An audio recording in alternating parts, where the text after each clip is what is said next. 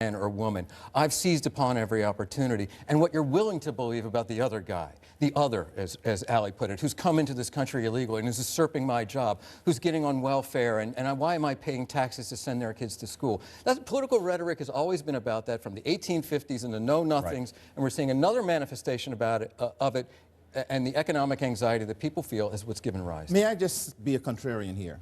When we talk about economic pressure not being broadly experienced by everybody in the populace, we forget a few things.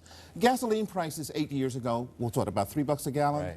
We had interest rates through the roof. Now there's lowest in the history. I mean, there's so many positive things that do not get mentioned by anyone when you get around to talking about anger. In past years, presidents would have received the benefit of those kinds of an under 5% unemployment rate, of low interest rates, yeah. Yes. I imagine we could go on like this. Why don't we? 4 hours. Yeah. Hey, we got a show we here. Can't. Where you gotta be, John? Is that something else to do? But we can't. But I'm available. This is also a good time. It was fun. No, we don't have any more time. And it was great. We want to thank Terry Baker, though, the Vice President of He's the a program. American. Yeah, Terry Baker. We thank him. That's right. And thanks to everyone watching. Now here are Antonio Mora and Rochelle Carey.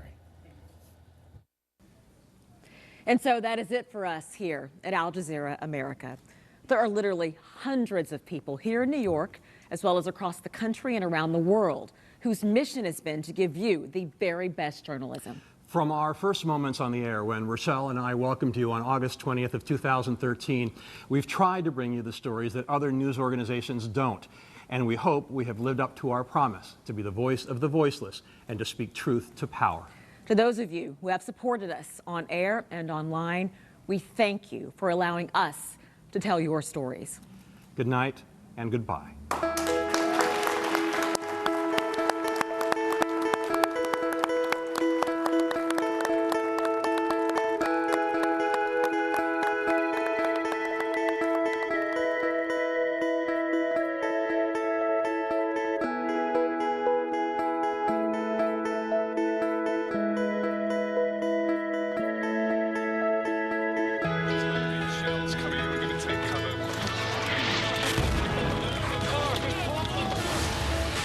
I don't know if I've ever seen anything like this. A lot of people don't have a clue what goes on when you live near the border. This could be my family right now. We didn't tell you to come here.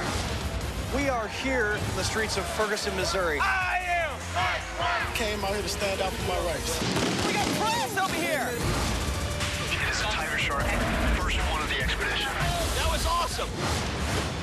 How big do you see this getting? We're making history right now. They should be released. Good governance means everybody has a voice. This is where a lot of America's clothes come from, and it's a reality many companies don't want us to see. If you were in D.C. with the other tribal leaders, what would you be asking? To give us the funding. It's a disgrace. It's just everybody being equal, and we're not going to back down until it is legal. This is just a watershed moment. Macaws. They are at risk of disappearing in the wild. We've returned this iconic mammal to Illinois. The bionic robot called Exo gives her legs the power to do this. We're right at the border between North and South Korea, the most militarized area in the world. Protesters just arrived. Security has come out to tell them we can't be on the property. They're locking the doors. Scared as hell. They say they're not going to withdraw. I did 2 tours in Iraq. When I came back, I couldn't find a job. I can't get bent down because my family's looking at me.